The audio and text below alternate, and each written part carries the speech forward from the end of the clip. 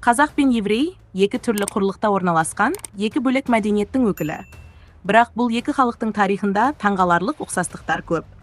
Екеуі де қуғын сүргінді бастан кешті, ұлт ретінде жойылу қаупін көрді. Бірақ рухын жоғалтқан жоқ. Кеңес заманында мыңдаған еврей Қазақстанға жер аударылып келді. Олар жат жерде, үмітсіз күйде келгенімен, қазақ халқы оларды жау көрмеді. Қайта құшағын жайып қарсы алды. Азығын бөлісті. Үйін берді, киімін жапты. Израильде тұратын еврей қарттар бұл туралы: қазақтар бізге нанын бөліп берді, үйін берді. Біз үшін олар құтқарушы ұлт деп еске алады. Бұл қазақ халқының жүрек кеңдігін, шын мәнінде адамгершілік биігінде тұрғанын дәлелдейтін тарихи шындық. Еврей халқы мұны ұмытқан жоқ.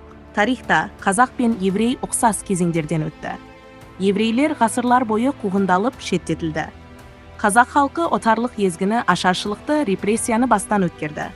Бірақ екеуі де тілі мен дінін сақтап қалды. Еврейлер иврит тілін қайта тірілтті. Қазақтар да тәуелсіздікпен бірге өз тілін жаңғыртуға кірісті. Екі ұлттың да тілі, болмысының тірегі екенін уақыт дәлелдеді.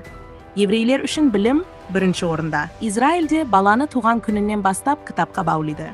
Олардың ғылыми жетістіктері, медицинасы, технологиясы осының нәтижесі. Қазақта да терең мағыналы мақал-мәтелдер бар.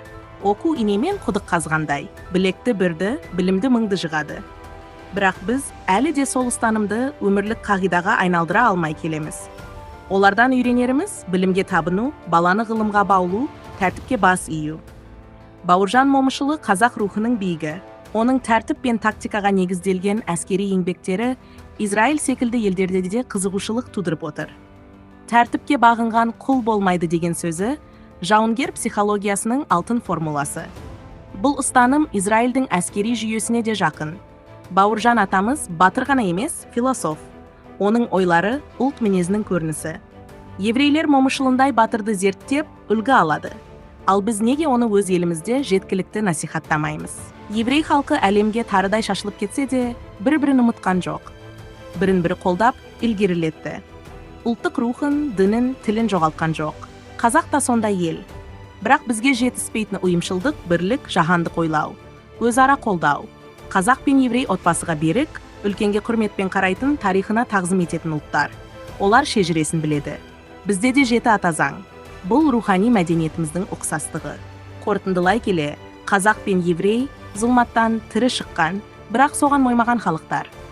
Біз оларға мейірім көрсеттік, олар ұмытқан жоқ. Біз батыр тудық, олар үлгі алды. Біз адамдық танытық, олар құрметтеді. Бүгінде бізге керегі сол құрметті бағалап, өз ұлтымызды ұлықтау. Білімге бас ию, бірлікке ұмтылу, батырларымызды дәріптеу біздің болашағымыздың кілті. Қазақ жай ғана қонақжай халық емес. Қазақ құтқарушы ұлт. Осыны өзімізде, өзгелер де ұмытпасын. Егер бұл әңгіме жүрегіңе жетсе, пікір қалдыр.